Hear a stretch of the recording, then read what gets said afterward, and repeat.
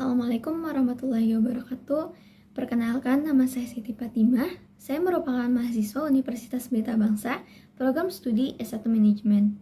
Di sini, saya akan memaparkan materi tentang teori dan implementasi hukum bisnis dalam kehidupan sehari-hari. Hukum bisnis terdiri dari dua kata, yaitu hukum dan bisnis. Hukum menurut para ahli.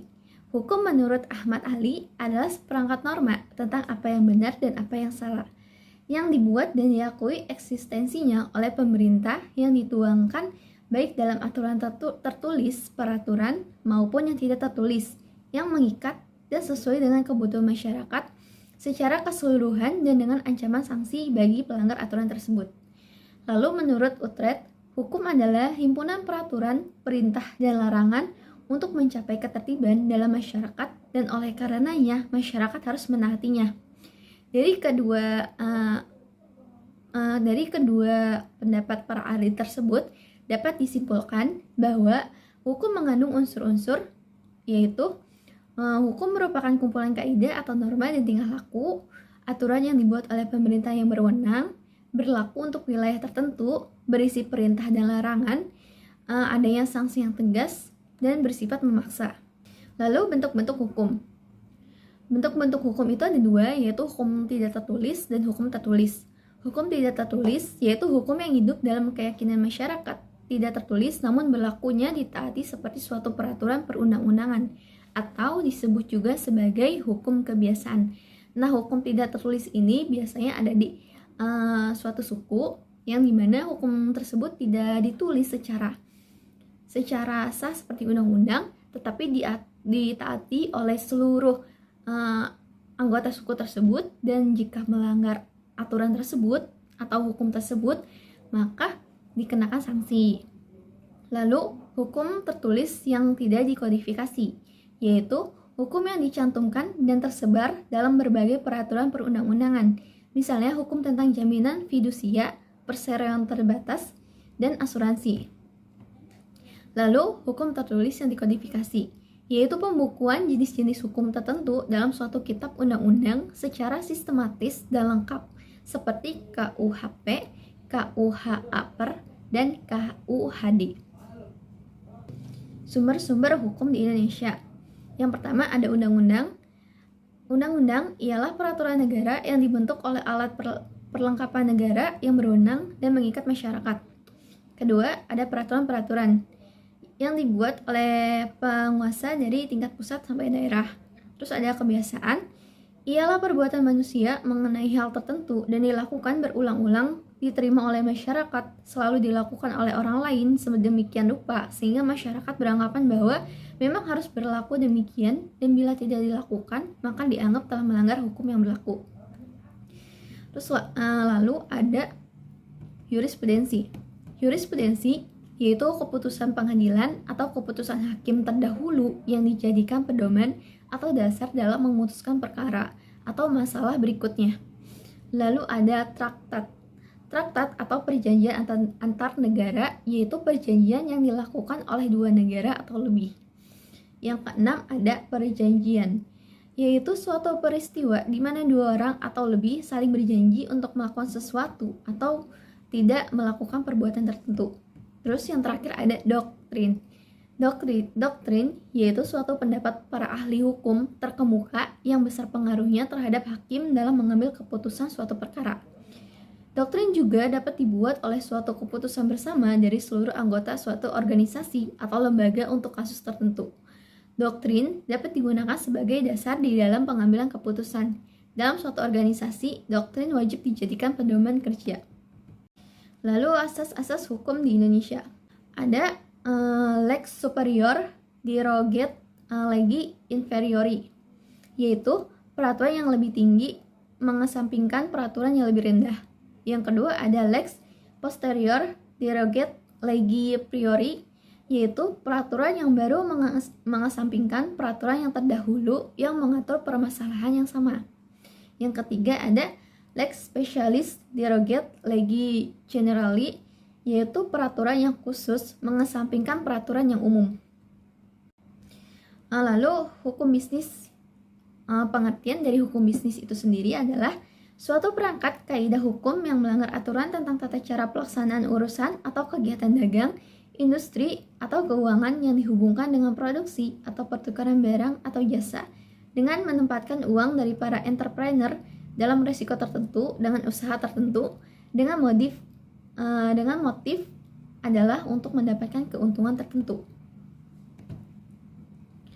Lalu sumber hukum bisnis ada dua, yaitu sumber hukum bisnis yang utama atau pokok adalah pasal 1338 ayat 1 KUH Perdata, yaitu yang pertama asas kontrak atau perjanjian.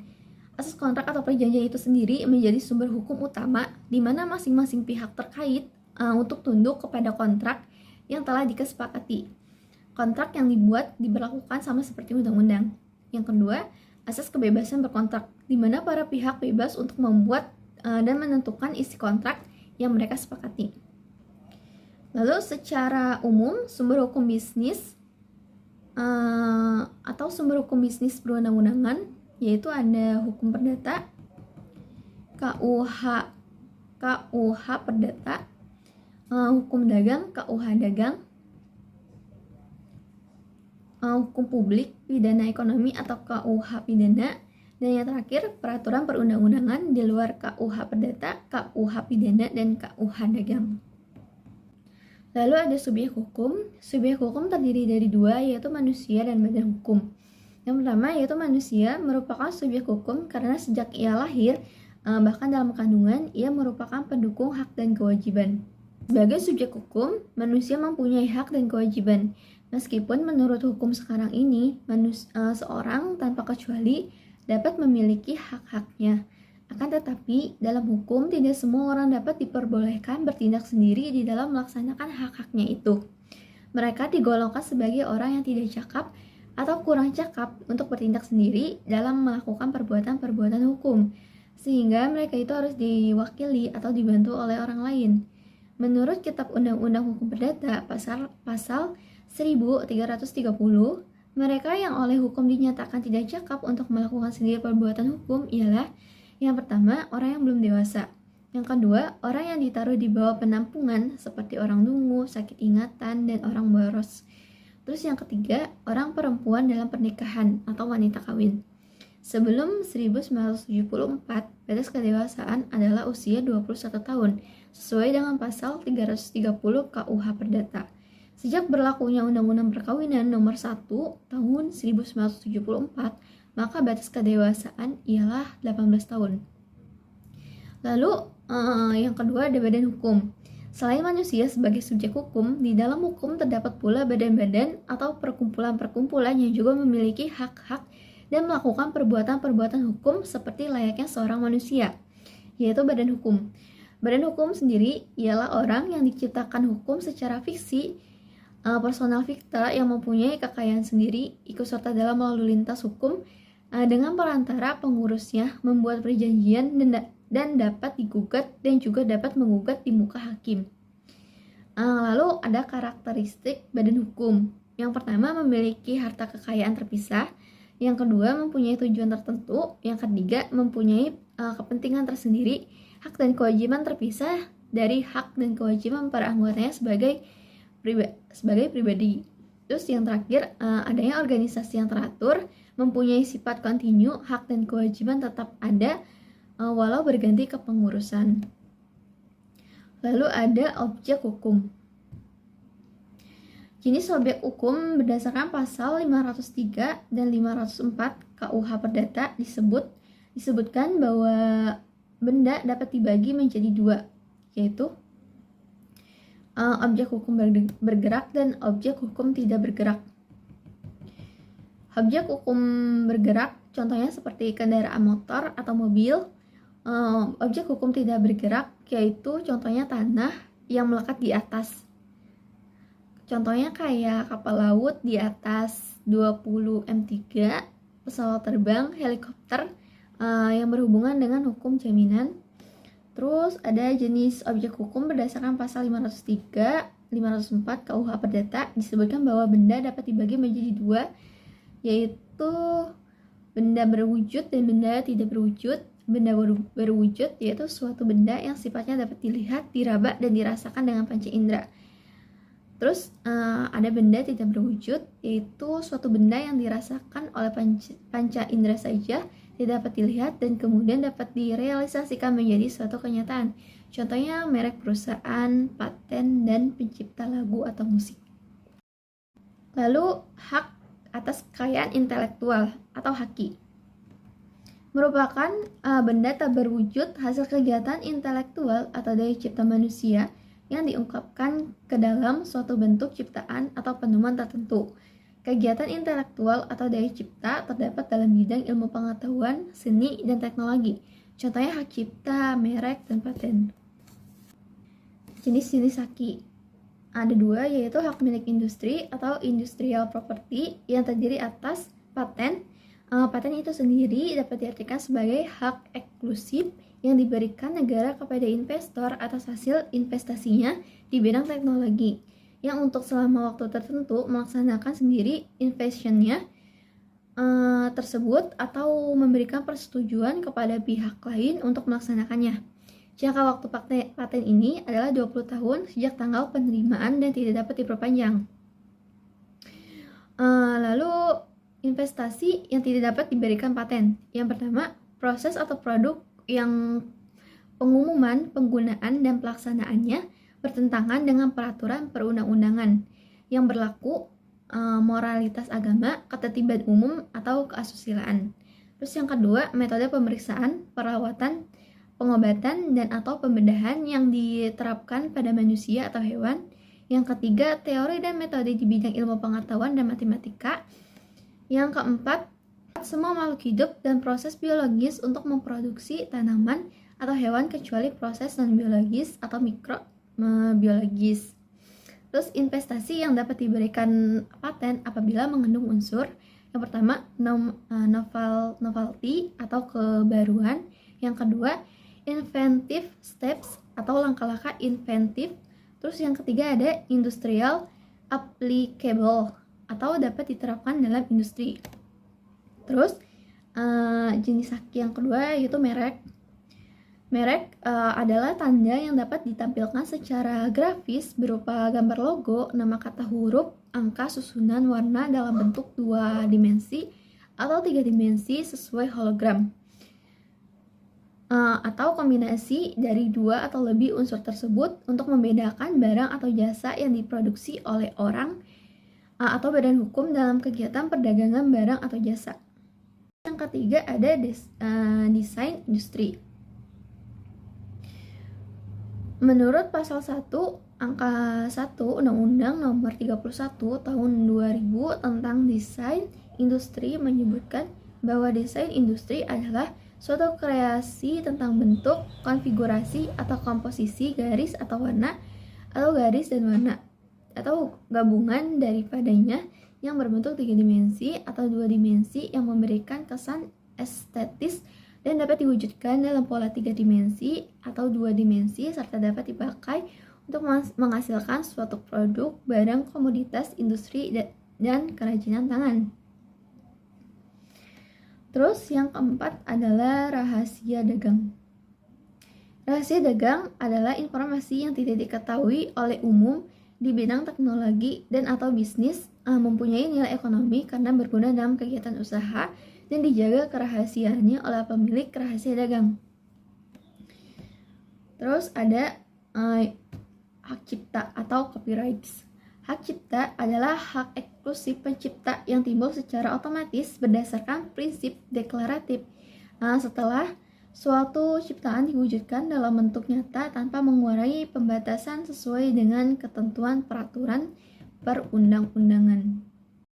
Yang termasuk karya cipta ini yaitu buku, musik, lagu, seni, fotografi, seni batik, arsitektur, dan masih banyak lagi. Lalu ada persetujuan, perikatan, dan perjanjian. Persetujuan menurut pasal 1313 Kitab Undang-Undang Hukum Perdata (KUH Perdata), di dalam pasal tersebut disebutkan bahwa suatu persetujuan adalah suatu perbuatan dengan mana satu orang atau lebih mengikatkan diri terhadap satu orang atau lebih. Lalu ada perikatan. Perikatan adalah hubungan hukum antara dua orang atau dua pihak di mana pihak yang satu berhak menuntut suatu hal dari pihak yang lain dan pihak yang lain berkewajiban untuk memenuhi tuntutan itu. Terus ada perjanjian.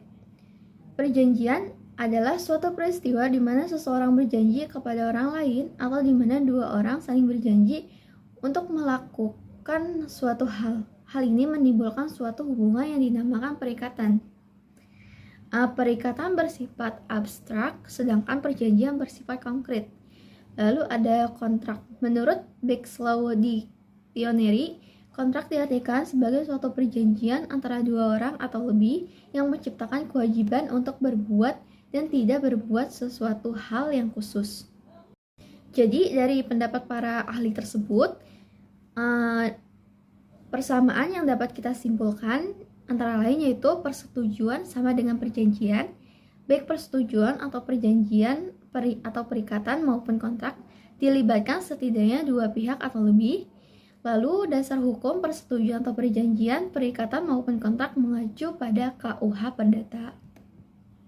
Lalu ada mau atau kesepakatan, merupakan suatu perbuatan hukum dari salah satu pihak, subjek hukum, untuk menyatakan maksudnya kepada pihak lainnya akan sesuatu yang ditawarkan ataupun uang yang dimilikinya. Dengan kata lain, mau pada dasarnya merupakan perjanjian pendahuluan yang mengatur dan memberikan kesempatan kepada para pihak untuk mengadakan studi kelayakan terlebih dahulu sebelum membuat perjanjian yang lebih terperinci dan mengikat para pihak pada nantinya. Asal suatu perjanjian menurut pasal 1370 KUH Perdata.